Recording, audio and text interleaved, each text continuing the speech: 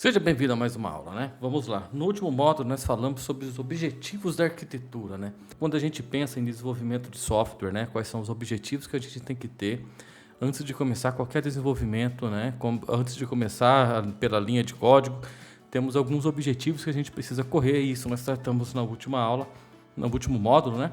Se você não assistiu, volta um pouquinho, assista, que é muito legal, é muito importante esse conhecimento, tá? Agora nós vamos falar do outro tema que é muito importante, né, para todo arquiteto e para todo desenvolvedor ou para programador, seja lá quem for que está na área de TI, na área de desenvolvimento, que são os padrões de arquitetura, né? Então, quando a gente fala de arquitetura, nós temos três grandes pilares, tá? O primeiro pilar ali são os objetivos, o segundo pilar são os padrões e o terceiro pilar são os designers. Tá? Nós vamos falar isso no próximo módulo, os designers de arquitetura. Nesse módulo nós vamos falar sobre os padrões de arquitetura, né? Como que a gente define, né? Quando a gente cria ali um desenho de arquitetura de software, quando a gente está montando ou pensando em desenvolver uma aplicação, um sistema, né? Um software ou um ecossistema inteiro. Então nós temos alguns padrões que precisam ser seguidos, tá? E esses padrões hoje é o que o mercado espera, né? E é o que o mercado também provê para a gente, né? Hoje temos muitas ferramentas, muitas soluções que nos permitem criar softwares, software de alta escalabilidade, né? Software de muita confiabilidade, software para atender milhões de pessoas, né? E também temos ali para atender centenas de pessoas. Mas quando a gente fala de software hoje, a gente já pensa em grande escala, né? Nesse mundo moderno que a gente vive, onde tudo é interligado. Então você pode estar desenvolvendo uma aplicação desde um CRUD interno para uma empresa para fazer cadastro de reclamação de clientes, né? Um saque, a uma aplicação de atendimento direto ao cliente, onde o próprio cliente entra ali no aplicativo e pode fazer sua reclamação, pode fazer a sua compra, né? Então ainda estamos falando de milhões de pessoas. Então, temos que pensar muito bem antes de desenvolver como será a arquitetura do nosso sistema, né? Qual padrão vamos seguir para desenvolver nosso software? Ou quais padrões, né? Então, a gente pode ter muito mais de um padrão dentro de um ecossistema, né, de arquitetura.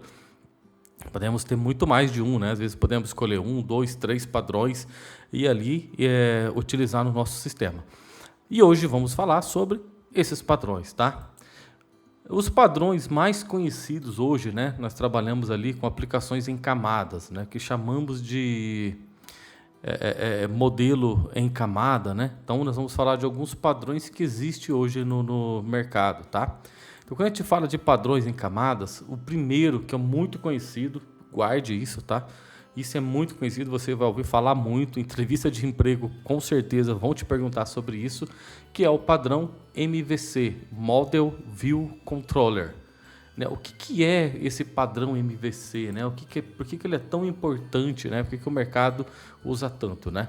E quando a gente fala nesse padrão Model View Controller, significa que eu estou quebrando a minha aplicação em três partes muito distintas.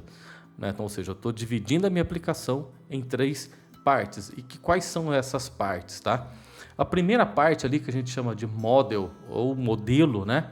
Esse é o componente que lida com os dados e a lógica de negócio da aplicação.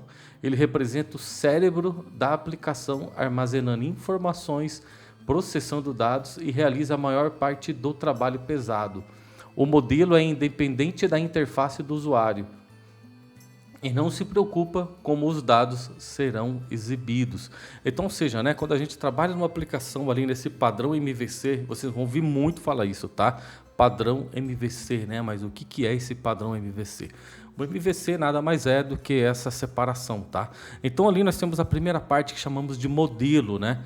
Então exatamente o que eu tenho ali no meu modelo, né? No meu modelo está basicamente toda a parte do nosso banco de dados.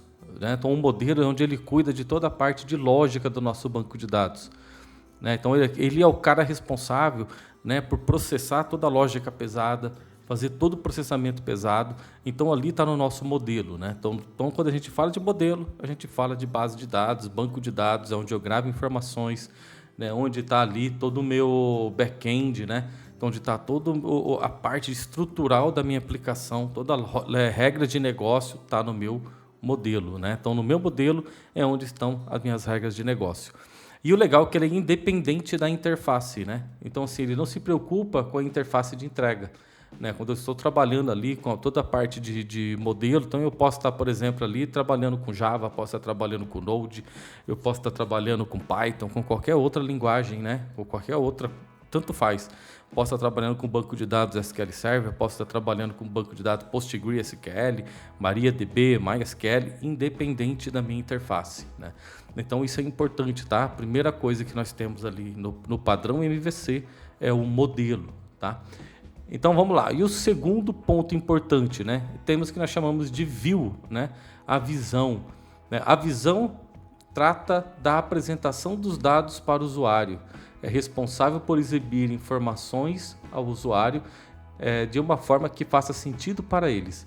A visão é a parte da aplicação em que o usuário vê e interage, como interface gráfica, páginas de web ou qualquer elemento visual que mostre informações.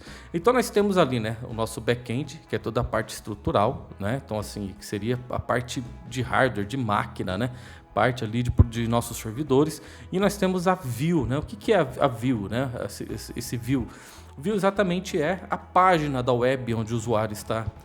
Ou ele é a tela do aplicativo, né? Então a tela do aplicativo onde o usuário está, ali é a parte da nossa view, né?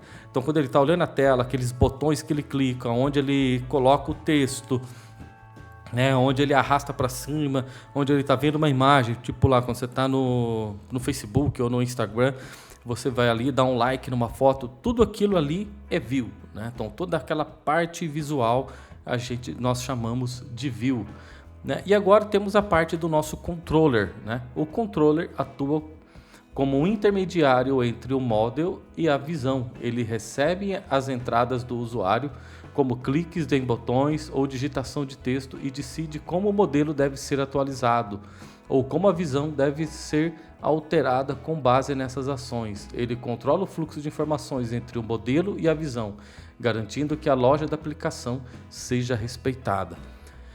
Então, tanto o view quanto o controller, ele vai ficar ali dentro da parte do desenvolvimento do front-end, tá? Quando a gente fala de front-end, né? Então, a view e o controller é a parte do nosso front-end, né? Então, ou seja, qual é a parte do controller? Então, é a parte da nossa aplicação que vai se comunicar com o nosso modelo, né? Então, ou seja, é a parte de programação que eu tenho dentro do meu aplicativo. Então eu tenho a view, que é a tela, eu tenho toda a parte de desenvolvimento de código. Por exemplo, quando o usuário der um clique no botão da tela, é o controller que vai receber esse clique e vai decidir o que precisa ser feito, né? Se ele vai ter que mandar uma informação para o banco de dados, né? Ou seja, se ele vai enviar alguma informação ali para o model, né? E ali, então ele faz a transição das nossas informações entre o que chamamos de view e o que nós chamamos de modelo, né? Então o controller ele fica ali na frente. Se a gente pensar, né, um exemplo bem simples, tá? Pensa em um restaurante, né? Então o que seria ali a nossa view, né? O view seria o prato final, né?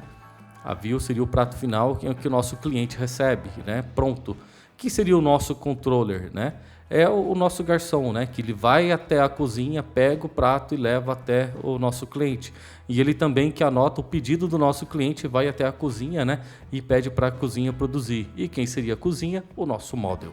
Então é de uma forma bem simples, né? Para que você entenda, né? Numa linguagem fácil, seria bem isso, né? A view é aquilo que é entregue para o usuário. O controller é o que vai fazer a transição entre o que o usuário pediu, né? Vai mandar para o model retorna o dado para o controller, ele trata a informação e leva até o nosso usuário, leva para a view para que o usuário consiga ver, tá?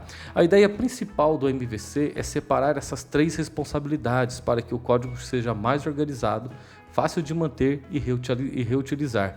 Por exemplo, se você deseja criar uma aplicação web, pode desenvolver um modelo para lidar com os dados, a visão para exibi-lo e o controle para gerar as integrações do usuário. Isso torna mais fácil fazer alterações em uma parte de aplicação sem afetar as outras. Em resumo, né? Modelo Visão Controlador, MVC, é uma abordagem de design que ajuda os desenvolvedores a criar aplicativo de forma mais eficiente, dividindo em 3 partes distintas: modelo, né, dados e lógica, visão, apresentação, e o controller, que é a interação dos usuários.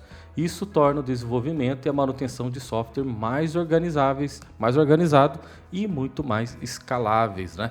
Isso que é muito legal, porque você pode ter times distintos trabalhando em partes distintas do seu desenvolvimento, né? Então você pode ter um time ali fazendo toda a parte de layout de tela, você pode ter um time montando toda a regra de negócio do aplicativo ali, né? O que vai ficar dentro do app, que vai receber as ações do usuário, e baseado nessas ações ele vai enviar para o model, né?